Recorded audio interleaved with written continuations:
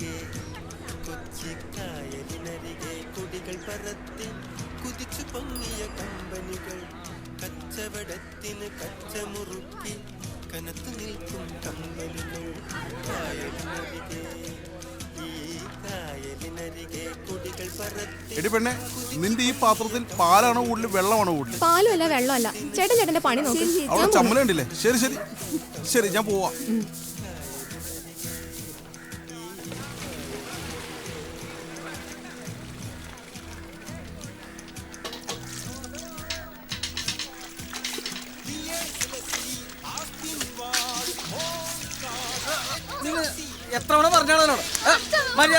തനിക്ക് വളവുണ്ട്, ആശാരിക്ക് കുഴപ്പമുണ്ട്.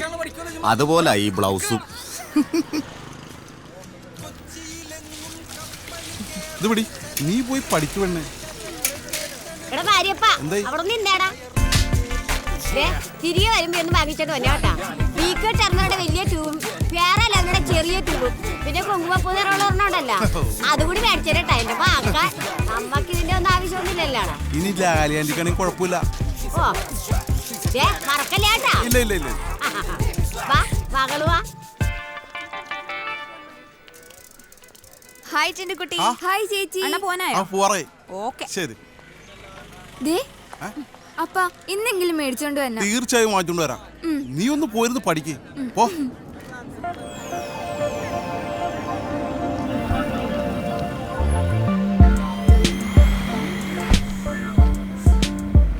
ചിന്നുകുട്ടി. ഹായ് ചേച്ചി. ഹായ്. എവിടെയായിരുന്നു? ബാംഗ്ലൂർ. ചേച്ചി ഞാൻ വരാവേ. ഓക്കേടാ. അപ്പൊ ഇന്നത്തെ പഠിപ്പ് മോശമായി.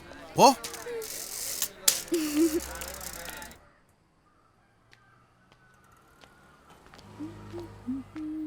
ചേച്ചി കഴിഞ്ഞില്ലേ? ദാ തീർന്നു.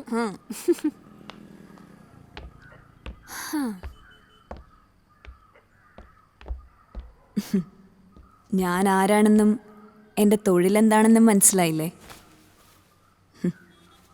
തീർന്നിട്ടില്ല.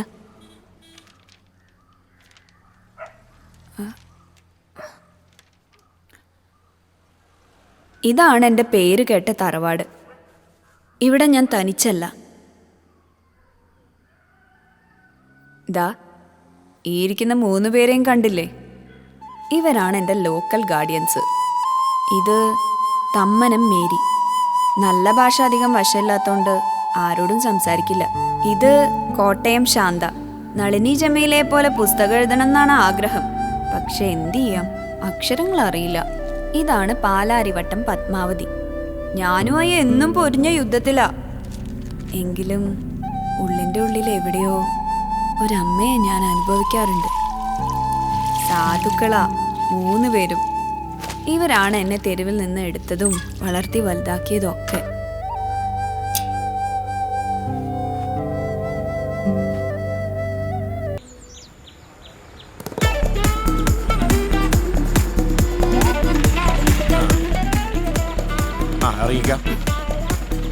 കാണാം. എല്ലാം പറഞ്ഞ പോലെ.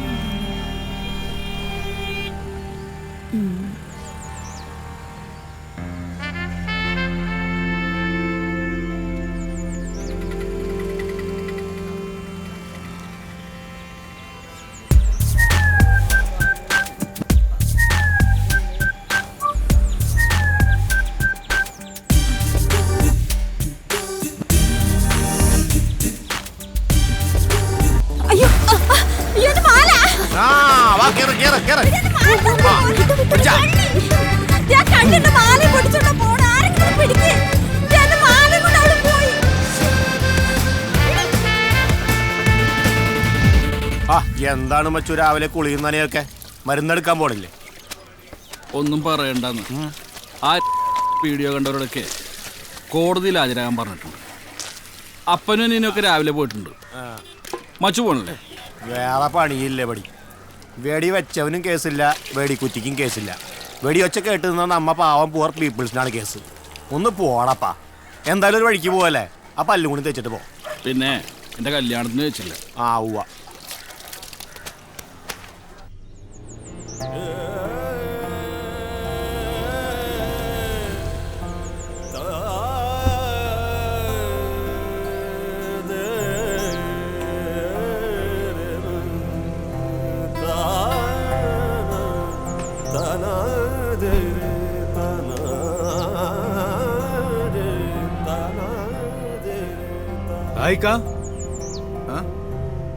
അല്ല ഇതാര് എളാപ്പയോ?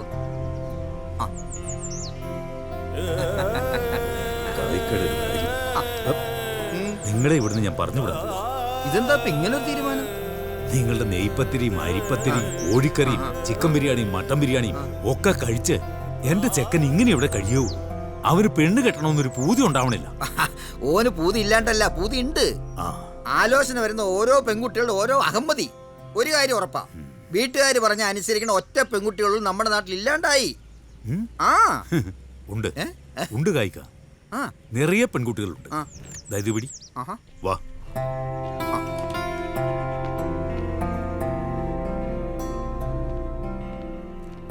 എല്ലാം ഞാൻ കേട്ടു. ഇളയപ്പ എന്താ ഉദ്ദേശിക്കുന്നത്? ഇനിയൊരു പെണ്ണ് കാണാൻ ഞാനില്ല. ഇളയപ്പ പറഞ്ഞിട്ട് മാത്രം കണ്ടത് ഏകദേശം ഒരു 100 പെൺകുട്ടികളെയാ. കായിക്ക അറിയാലോ? അതെ.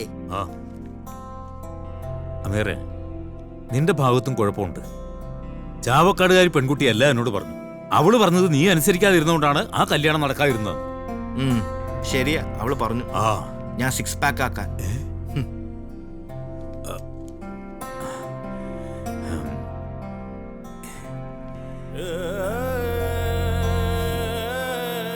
അമേറെ, ഒരവസരം കൂടി നീ എളാപ്പയ്ക്ക്. ഇത് എളാപ്പയുടെ അവസാനത്തെ അറ്റംപ്റ്റാ. മാത്രമല്ല, നിന്റെ തടിക്കും തണ്ടിനും പറ്റിയ ഫാമിലിയുമായിട്ടാ ഈ പ്രാവശ്യം ഞാൻ വന്നിരിക്കുന്നത്. ഈ പാവ എളാപ്പ നീ കൈയൊഴിയരുത് പ്ലീസ്.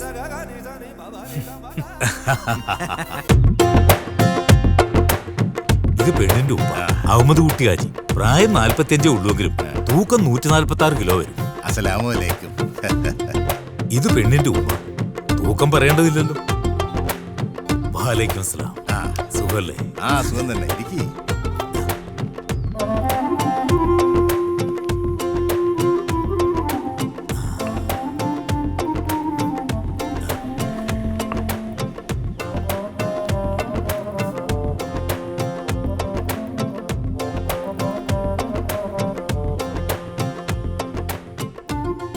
സമ്മതിച്ചളയപ്പ.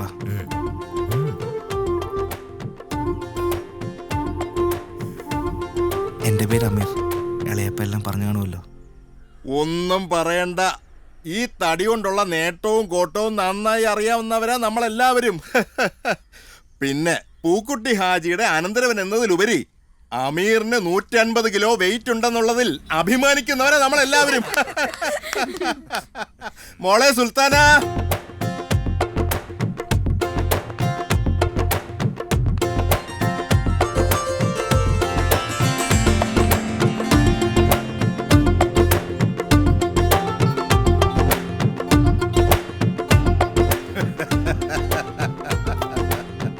മോളെ കണ്ട് വിഷമിക്കണ്ട. ഇവളെ നിക്കാഹ് ചെയ്യുമ്പോ മോളെക്കാട്ടി സ്ലിം ആയിരുന്നു ഇവള്.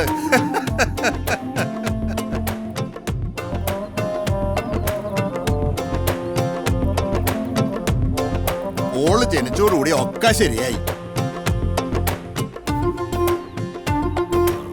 അപ്പോ ഇനി അവര് സംസാരിക്കട്ടെ.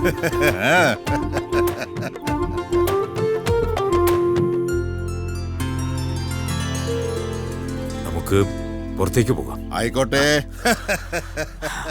സൂറ,